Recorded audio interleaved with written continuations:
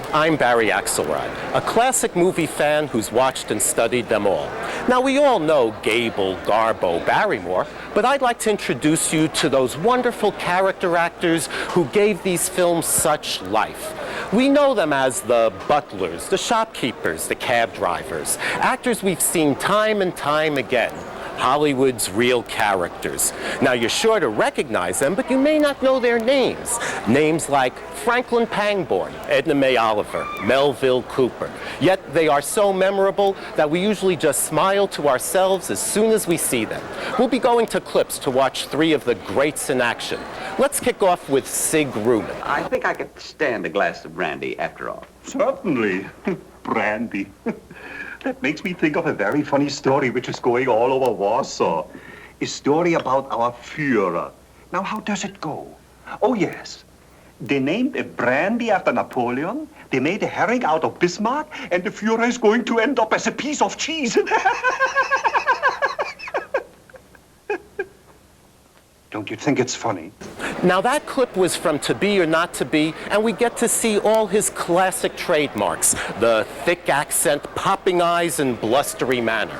He's also Schultz in the movie version of the hit Broadway play Stalag 17, which, as we all know, was the basis for the TV series Hogan's Heroes.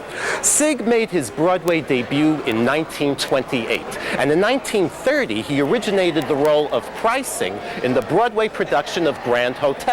Now, that's the part that Wallace Beery later played in the classic MGM film. He then headed out west, where in his first couple of movies, he was billed as Siegfried and gave a classic performance as a harried opera impresario, Herr Gottlieb, in A Night at the Opera. He's also featured in Ninotchka, The Song of Bernadette, A Royal Scandal, and he has a wonderful scene in The Day at the Races as the skeptical doctor examining Margaret Dumas. Doctor, I have a few questions I would like to ask you. I've got a question I'd like to ask you. Steinberg, what do you do with your old razor blades? Huh?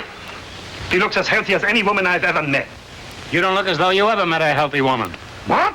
Gentlemen. Sig Rumen passed away in 1967 at the age of 82. Another nemesis of the brothers Marx was that classic bad guy, Douglas Dumbrill. He was used most memorably also in The Day at the Races as the villain whose voice the horse hated. Stuffy, wise! Where's Stuffy? You see my jockey? Oh, boy. Please, Mr. Morgan, don't stay here. You want to beat the head off that ornery devil? He only acts this way when he sees or hears you.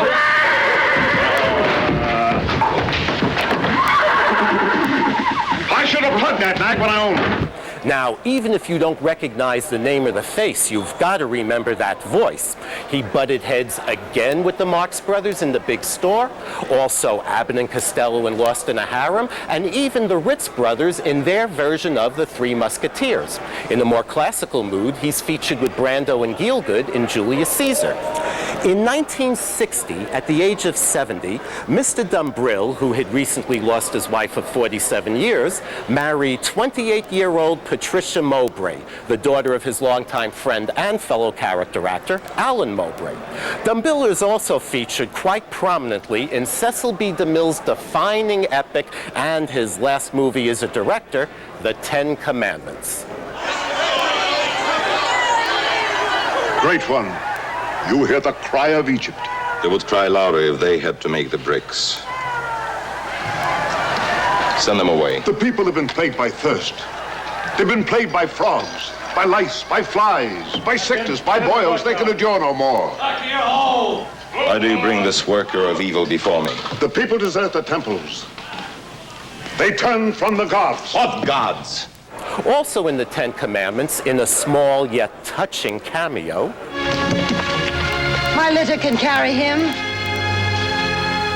I am poured out like water. My strength dried up into the dust of death. We shall plant your fig tree in the new land. Children shall eat of its fruit. Now, that extremely old and frail-looking man with the tree was H.B. Warner, and that was his final screen appearance. He passed away 2 years later in 1958 at the age of 82. H.B. played Jesus Christ for good old C.B. in his silent King of Kings. Now, in order to keep his Jesus' appearance a secret, DeMille made Mr. Warner drive to the set in a closed car with the blinds down, wear a black veil over his face as he left the car for the set, and made him eat alone in his dressing room. Well, unfortunately, all that pressure sparked off an old drinking problem. That, coupled with rumors of an affair with an underage girl, prompted DeMille to force H.B. to sign an agreement that he would behave in an exemplary manner both on and off the screen, making him the first actor ever to sign a morality clause. Well, those were the days right after the Fatty Arbuckle scandal, after all. But probably H.B. Warner's most famous role is in America's favorite Christmas movie, It's a Wonderful Life, where, as the pharmacist, he is saved from ruin by the young George Bailey. The medicine should have been down an hour ago. It'll be over in 5 minutes for the plan. Where's Miss Blade for the capsules? Just look and see what you did. Look at the bottle you took the powder from. It's poison, I tell you, it's poison. I know you feel bad.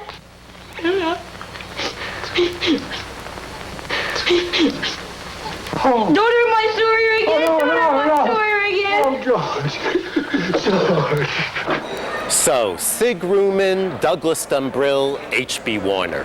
Just 3 of the hundreds of character actors that deserve center stage, where I feel they've always belonged. I'm Barry Axelrod for Real Characters.